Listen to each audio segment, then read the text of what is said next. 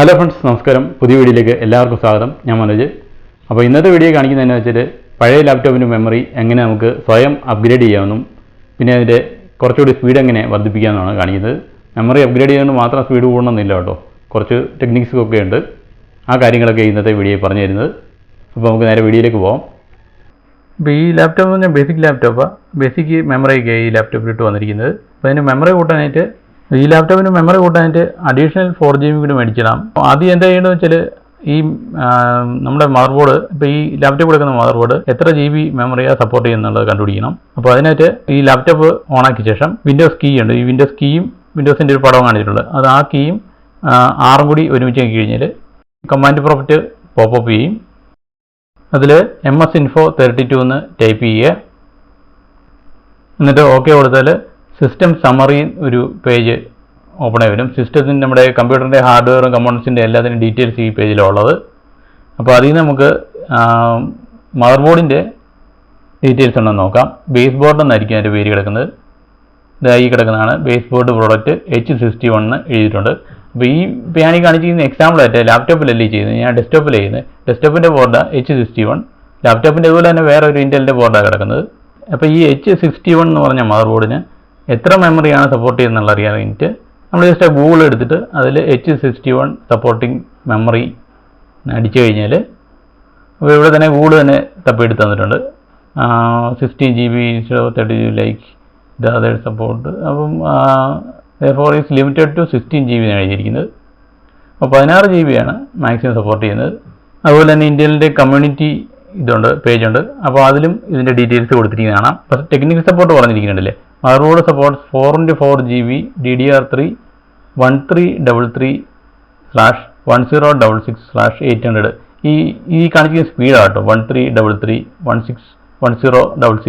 800 MHz DIMM configuration option. അപ്പോൾ ഈ numbers കാണുന്ന ഇത് വേണം, മെമ്മറി വേണം നമുക്ക് മേടിക്കാനായിട്ട്. 4x4 രണ്ടെണ്ണമാണ് ഇതിനകത്ത് പറഞ്ഞിരിക്കുന്നത്. ഇതും വിശ്വാസമായില്ലെങ്കിൽ നമുക്ക് അതിൻ്റെ ഒഫീഷ്യൽ സൈറ്റിൽ പോയിട്ട് തപ്പി നോക്കാം. അതുപോലെ തന്നെ ആമസോണിൻ്റെയും ഫ്ലിപ്കാർട്ടിൻ്റെയൊക്കെ ഈ മറുപടി വയ്ക്കുന്ന സൈറ്റിലും ഈ ഡീറ്റെയിൽസ് ഒക്കെ കൊടുത്തിട്ടുണ്ട്. അതൊന്നും കറക്റ്റ് അയക്കണമെന്ന് നിർബന്ധമില്ല കേട്ടോ. അപ്പോൾ നമുക്ക് നേരെ ഈ H61 എന്ന് പറഞ്ഞ കമ്പനി സെബ്രോണിക്സിൻ്റെ മറുപടിൻ്റെ സൈറ്റിൽ നമുക്ക് പോകാം. കണ്ടില്ലേ, മദർ ബോർഡിൻ്റെ മാനുഫാക്ചറുടെ സൈറ്റിനകത്ത് കറക്റ്റ് കാര്യങ്ങളായിരിക്കും പറഞ്ഞിരിക്കുന്നത്. Memory support 2 DDR3 dual channel slot എന്നാണ് എഴുതിയിരിക്കുന്നത്. Support DDR3 1066/1600 MHz memory. അപ്പം നമ്മൾ ആദ്യം ഗൂഗിളിനകത്ത് വായിച്ച സംഗതി ശരിയാണ്. അപ്പോൾ ഈ കോൺഫിഗറേഷൻ ഉള്ള മദർ ബോർഡ് ഇത് വേണം, മെമ്മറി വേണം നമുക്ക് മേടിച്ചിടാനായിട്ട്. അല്ലാതെ വേറെ മെമ്മറി ഇട്ട് കഴിഞ്ഞാൽ ചേരത്തില്ല, സിസ്റ്റം എടുക്കത്തില്ല. അപ്പോൾ നമ്മൾ നേരത്തെ കണ്ട പോലെ DDR3 1400 MHz ലാപ്ടോപ്പിന് വേണ്ടിയുള്ള മെമ്മറി എന്ന് പറഞ്ഞിട്ട് നമ്മൾ സെർച്ച് ചെയ്യുക. ലാപ്ടോപ്പിൻ്റെയും മറ്റേ ഡെസ്ക്ടോപ്പ് കമ്പ്യൂട്ടറിൻ്റെയും രണ്ട് മെമ്മറിക്കും നീള വ്യത്യാസമുണ്ട് കേട്ടോ. ലാപ്ടോപ്പിൻ്റെ തീരെ വീതി കുറവായിരിക്കും, മറ്റേ ഡെസ്ക്ടോപ്പിൻ്റെ നീളം കൂടുതലായിരിക്കും. അപ്പോൾ ഈ കാണുന്ന മെമ്മറി പർച്ചേസ് ചെയ്തേക്കാം. 3-4 ദിവസങ്ങളിൽ മെമ്മറി കൈ കിട്ടിയിട്ടുണ്ട്. അപ്പോൾ അത് അൺബോക്സ് ചെയ്യാം.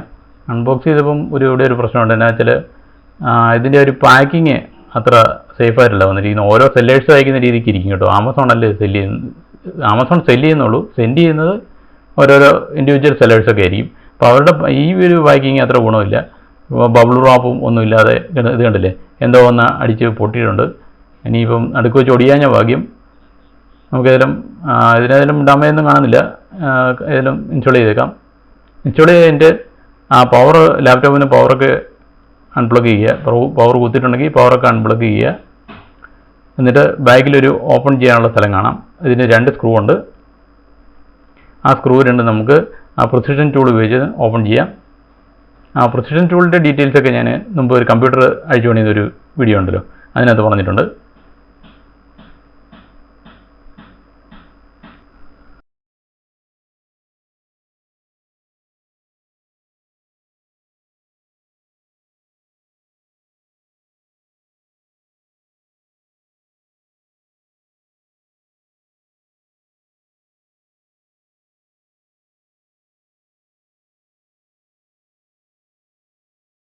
പിന്നെ ഈ ലോക്കുകളുണ്ടല്ലോ പ്ലാസ്റ്റിക്കിൻ്റെ, ഈ ലോക്കുകളൊന്നും പൊട്ടാതെ ശ്രദ്ധിക്കണം കേട്ടോ.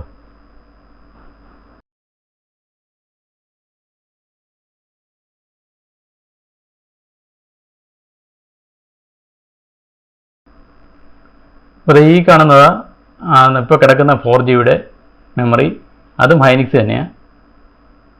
ഈ വെബ്സൈറ്റിലൊക്കെ സെർച്ച് ചെയ്ത് ഈ സംശയം ഉണ്ടെങ്കിൽ ഈ തുറന്നിട്ട് ഇതുപോലെ നോക്കിയാലും ഇതിൻ്റെ സൈഡിൽ എഴുതി കാണും ഹൈനിക്സിൻ്റെ ഇത്ര DDR3 ആണോ 4 ആണോ എത്ര സ്പീഡ് എന്നുള്ളത്, ബസ് സ്പീഡും അല്ലേ അതിവിടെ എഴുതി കാണും. അങ്ങനെ നോക്കിയാലും മതി. അപ്പോൾ ഈ കാണുന്ന ഒരു നോച്ചില്ലേ, അതും അതിനകത്ത് സ്ലോട്ട് ഒരു വെട്ടുകളുണ്ട്, അതുമായിട്ട് മാറ്റാൻ രീതി വേണം നമുക്കത് ഇൻസെർട്ട് ചെയ്യാനായിട്ട്.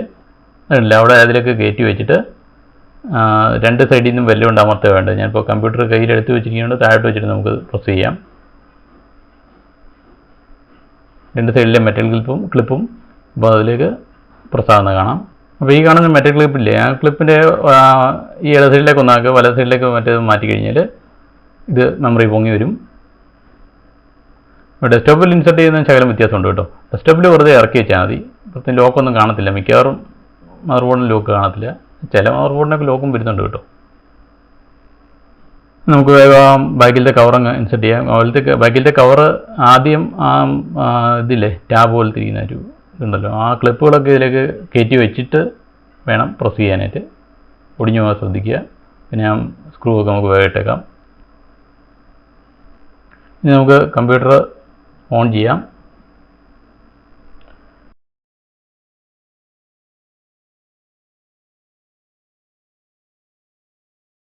കമ്പ്യൂട്ടർ ഓണായി വന്നിട്ടുണ്ട്. നമുക്ക് സ്റ്റാർട്ട് മെനു ക്ലിക്ക് ചെയ്ത് കഴിഞ്ഞാൽ സിസ്റ്റം എന്ന് പറഞ്ഞ ഒരു മെനു കിട്ടും. ആ മെനുവിൽ നമ്മൾ ക്ലിക്ക് ചെയ്യുക. അപ്പോൾ നമുക്ക് ഈ സിസ്റ്റത്തിൻ്റെ സെറ്റിങ്സിൻ്റെ പേജ് ഓപ്പൺ ആയി കിട്ടും.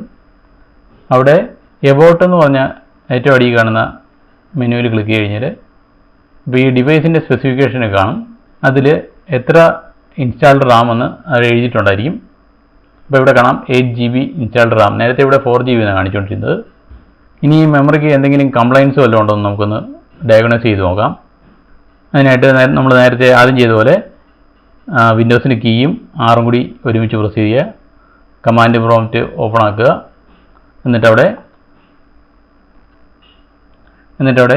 mdsched.exe എന്ന് ടൈപ്പ് ചെയ്യുക. അപ്പോൾ വിൻഡോസ് മെമ്മറി ഡയഗ്നോസ്റ്റിക്സ് ഒരു പോപ്പ് ഓപ്പൺ ആയിട്ടുണ്ട്. അപ്പോൾ അവിടെ റീസ്റ്റാർട്ട് നൗ ചെക്ക് പ്രോബ്ലംസ് ഉള്ളതുകൊണ്ട് അതിൽ ഞാൻ ക്ലിക്ക് ചെയ്യുക. അപ്പോൾ കമ്പ്യൂട്ടർ തന്നെ റീസ്റ്റാർട്ട് ആകും.